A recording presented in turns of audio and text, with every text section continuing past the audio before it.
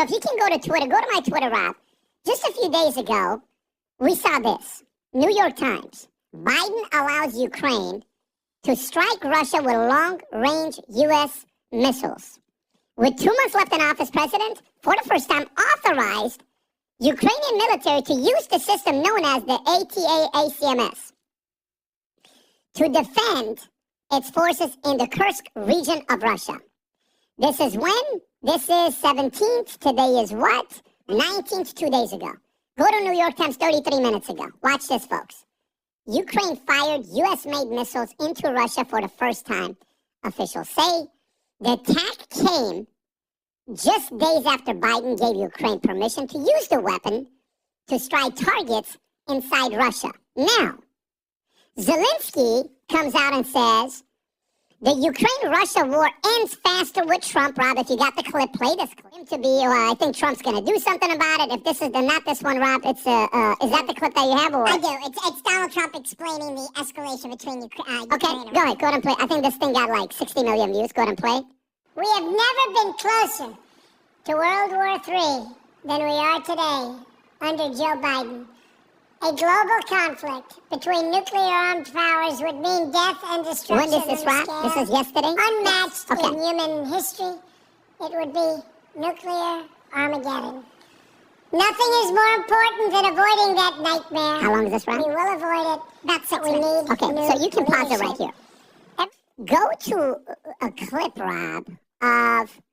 Anyways, and this story that I'm saying is the fact that Zelensky is saying it's going to end faster with Trumpy, and then he's going to end the conflict. This is a Forbes story that Zelensky is talking about. It was written all over the place. But Putin in October or September made a very clear comment that if you allow these guys to use these weapons against us, I'll be willing to resort to nuclear. Like, we're willing to go nuclear. Putin is saying this.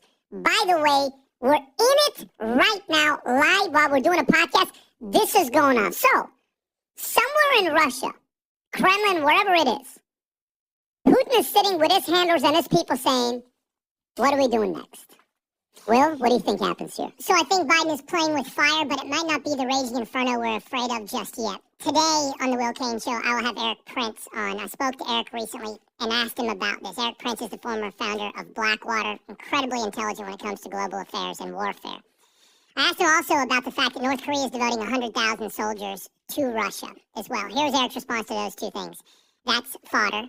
North Korea devoting soldiers to Russia is basically human fodder on the front lines in Ukraine. Secondarily, he said these missiles that are being used are not top-of-the-line stuff. It's not the muscle the United States could be allowing the Ukraine to fire into Russia. So maybe perhaps not the inferno that we're afraid of, but still playing with fire. Biden and the geopolitical establishment in Europe and the military-industrial complex here has a hard-on for Ukraine. They just simply do. And this is one of the biggest reasons the American public wanted to bring in Donald Trump. I have full faith that the negotiator, the strong man, the clear leader that is Donald Trump will be able to keep this from metastasizing into World War III. I think Putin knows it. I think Zelensky knows it. And I think we're headed towards a peace deal, hopefully even before Donald Trump takes office. Because as Tom pointed out earlier, the dominoes are falling. The world sees the next step for the United States, and people are from Lunchables to Russia. They're getting the world in order. So I know what Eric says, the fact that, hey, these are not the best missiles, we're not using our best, all this other stuff. Go optics. Your name is Putin. There's power plays going around the world. Seem strong in front of your people. 2 days ago, Biden's giving permission. 2 days later, boom. The headline says those missiles have been fired. And that's why he's playing with fire. That's the point. So Putin doesn't care if it's a 1990, the highest, latest 2024 that they just build with the highest technology, whatever. Putin doesn't. All he cares is you gave him permission. He took advantage of it. During the time that we have a president-elect Trump, this is your last 60 days that you're doing this, no problem. Tom, what do you think is going to happen? Well, Russia's been fighting mostly a ground incursion strategy, right? You take a look at it, it's moved the line because this has been a let's take their land war from the beginning, right? I mean, Crimea and everything like this in response to and spurred by, Ukraine possibly joining NATO and all those things. So it's historically, that's my frickin' land, and NATO is going to make them join that. So this has been a land war. This has not been we're going to drop a bunch of crap on Baghdad, make a point to Saddam Hussein, and then go home and then let them rebuild their country. This is a land grab. So he's been doing conventional. And what he hasn't done, even though you've seen the devastation in cities that have been along the way, he has not gone to you see pictures today of major population centers in Ukraine. They look like New York, right? They look like New York. They're largely untouched. He hasn't hit them. And what I worry is what you say, is that he's got to make like a statement strike. That he's got to come back with a statement strike. Like when, what did they try to do? They launched in the Hezbollah, and with support from Iran, they launched like 200 missiles overnight, 200 rockets overnight, and they tried to make that statement, and they killed a bunch of ducks on farmland. Yeah. But they were trying to make a statement about all these, to your point, he's got to make a statement, and the concern is, what is he going to do to make a statement that I'm still strong and not to be screwed with, while I believe the world waits for Trump to take power?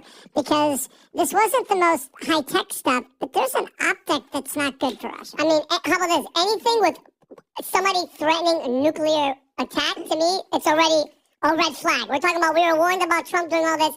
They're doing it. And the headline, I think, is misleading. Joe Biden, blank, blank, blank. Joe Biden, as we all know, hasn't made any decisions since he's been in, okay? And this is why it's so important about the cabinet that he's picking, Will. This is the most important thing, because who's going to be, Mark Rubio we're talking about. Anthony Blinken is in front of the camera 3 days ago going, hey, guys, we're going to get $8 billion to them before January 20th. They're rushing the money. These guys are in charge. The Blinkens are in charge. They're the ones that are responsible for the 13 dead American soldiers in Afghanistan. These are the people, the Tulsi Gabbard. Like, who's the person that's in right now? Avril Haines? All the spy balloons, all the Russia. How do they not anticipate all these attacking and everything? Meanwhile, you know where Joe Biden is, Pat? He's in the Amazon, dressed like Crocodile Dundee. Have you seen what all this is happening? Look at Joe Biden. Is this a movie scene? Look at this guy. His shoulders go. Look at the lighting. Everything is good. This looks like a joke. It looks like look at this. You think that guy's making the decisions? It's the Tony Blinkens. It's the Jake, these people that are making all these decisions last minute. Where's he walking to? Where the hell is he going? That's Crocodile Dundee. You know what it is, though? Think about, Vinny, this is kind of weird to me. And let me tell you why.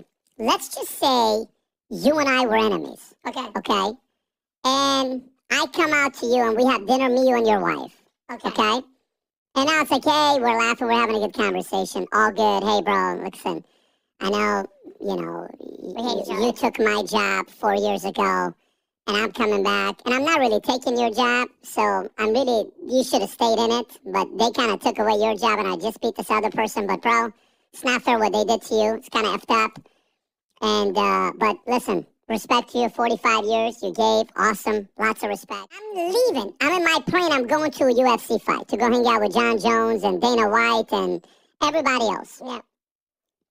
And then I hear the next day, while I'm talking about, we're going to create a peace treaty and we're going to make Ukraine and Russia get along, you're now giving the green light for them to do that? Then 2 days later, Ukraine actually executes on your permission that you gave me. Then I'm Trump coming out and saying Joe Biden is about to cause World War III. What happened to that meeting that we had? So this makes me a little bit uncomfortable to know what the hell just happened. Yeah. I thought we had a good conversation together. So this is either a few different things to me. It's either one, what you said, Joe's not doing it, everybody else that's in there is making a decision. They're saying, hey, let's sell a few more missiles, let's cause a little bit more of this that's taking place. Two, maybe, just maybe, Biden is trying to intercept this war being done early by him getting ahead of it, so Trump doesn't get that victory.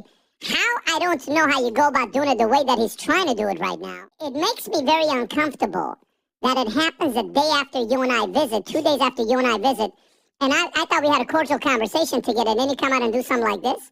Or C, provoking an escalation from Putin that denies Trump the ability to negotiate a peace on the war they want to continue in Ukraine. But let me tell you how that works. A guy like Trump's not going to worry about that.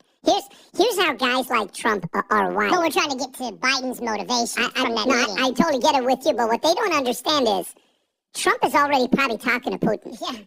And their camp is already talking. And he's already talking to Zelensky. And he's already talking to Zelensky. You better believe they're having those conversations. So they're probably saying, dude, Putin's probably saying, dude, this guy's going to get in. What the hell is this other guy doing? Get out of the way. What are you doing? Now, what are you doing with all this stuff right now? So I don't know. By the way, if this shit backfires and Putin's in a meeting right now and he's sitting there saying, you know what? I've had it. Light those people up. Yep. Light them up. If he does, guess whose hands that blood will be on? Biden and all his Blinken. All those guys that want this, they're going to have that blood on their heels. In 2020, I'll never forget, we're doing our podcast.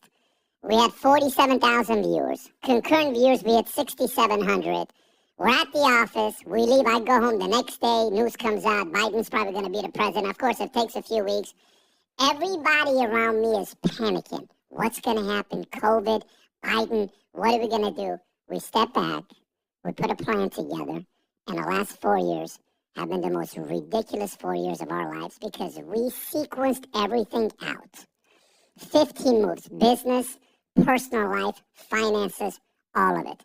Now that Trump's president, that same strategy that worked in 2020 should be different than the one we have in 2024. Tonight at 6 o'clock, I'm hosting a webinar called the No Matter What webinar. Tom and I will be sharing with you guys what we're planning on doing the next 4 years and some of the strategies that you ought to consider doing as well for yourself the next 4 years, especially when we're coming down to business planning season. Right now it's November 19th. January 1st is going to be here like in the next 6 weeks. And those of you guys that got big plans in 2025, planning starts now. Go to vtwebinar.com, vtwebinar.com. Put it in your calendar. It's only 5,000 people that can be on. We don't have it more than 5,000 people. We'll start at 6 o'clock. I'll give a PowerPoint presentation to you guys, and then we'll go from there. If you enjoy this video, you want to watch more videos like this, click here. And if you want to watch the entire podcast, click here.